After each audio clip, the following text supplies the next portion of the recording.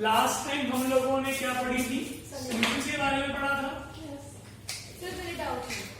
हमने उसमें ये पढ़ा था सॉल्यूशंस में कि हमारे पास वो क्या होते हैं, हेट्रो और होमो। हेट्रो क्या होते हैं, जिनमें मल्टीपल फेज हो, होमो में सिंगल फेज। और हमने पढ़ी थी 3 टाइप के solution depending upon the components, binary, tertiary और क्वाटरनरी, जिसमें 2 कंपोनेंट सोल्यूट और सॉल्वेंट होमो में क्या होंगे, बाइनरी। जिसमें 2 सोल्यूट 1 सॉल्वेंट वो क्या होंगे, टर्शियरी। 3 सोल्यूट 1 सॉल्वेंट वो क्या होंगे, क्वाटरनरी। ठीक है। अब उन सॉल्वेंट्स के अंदर क्लास 9th में पढ़ते थे volume by volume percentage, mass by mass percentage, weight by weight percentage, याद है। बस वैसा सा कुछ हमें यहां पढ़ना है। अब सॉल्यूशंस आपके पास कितना डाइल्यूट, कितना कॉन्सेंट्रेटेड है, उसको हम 3 तरीके से मेजर करते हैं। पहला है on the basis of mass and mass, मतलब आप सॉल्यूट के मास को और सॉल्यूशन या फिर सॉल्वेंट के मास को कंपेयर कर रहे हो।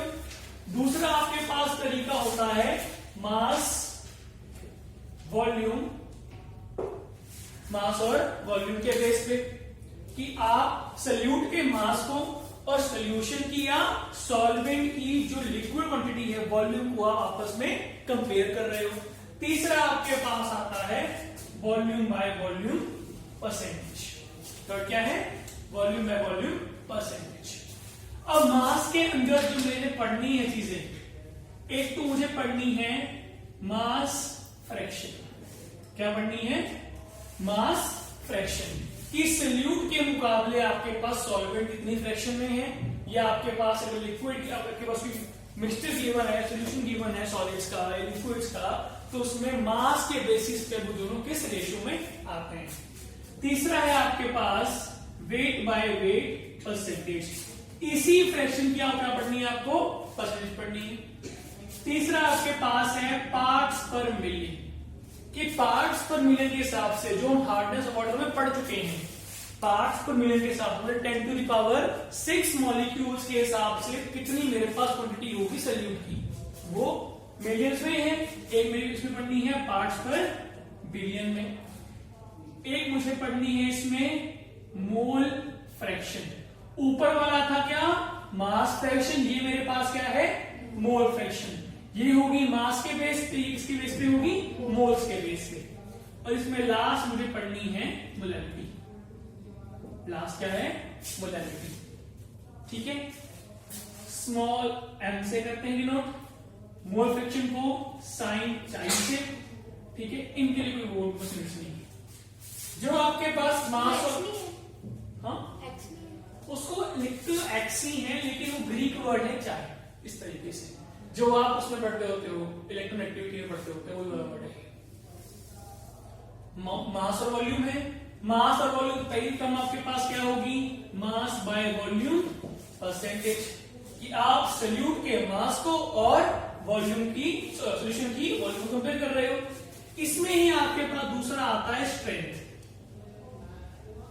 आप इसमें से ये हटा दो परसेंटेज, पीछे क्या बचेगा, मास अपॉन वॉल्यूम, वो आपके पास क्या होती है, स्ट्रेंथ ही होती है। कि मतलब आपके पास लिक्विड था, आपने सॉल्यूट घोल दिया। मान लो आपके पास कोई पानी था, पानी में आपने क्या घोल दिया, एसिड घोल रहे हो।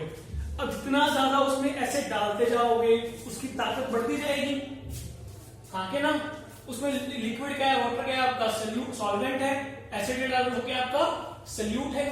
तो जितना आप मास डाल रहे हो एक पर्टिकुलर वॉल्यूम में, उस वॉल्यूम की स्ट्रेंथ क्या हो रही है, लगातार इंक्रीज करती जा रही है। तो उसका मेजर क्या होता है आपके पास, स्ट्रेंथ का मेजर। इसमें लास्ट में आपके पास मोलैरिटी, लास्ट में क्या आपके पास मोलैरिटी। मोलैरिटी है ये दोनों किसके बेस पे है, मास के बेस पे है।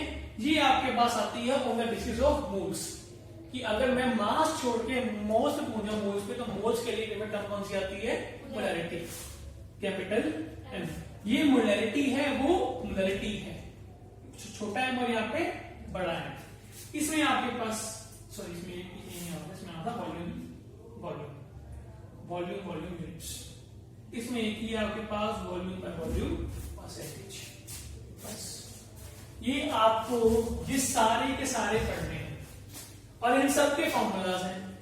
अच्छी बात ये है इन चारों का फॉर्मूला एक जैसा ही है, सिर्फ इसका फर्क है, इन सबका सेम है, इसको है ही और ये और ये सारे के आपस में सेम। बस इतना लिखो।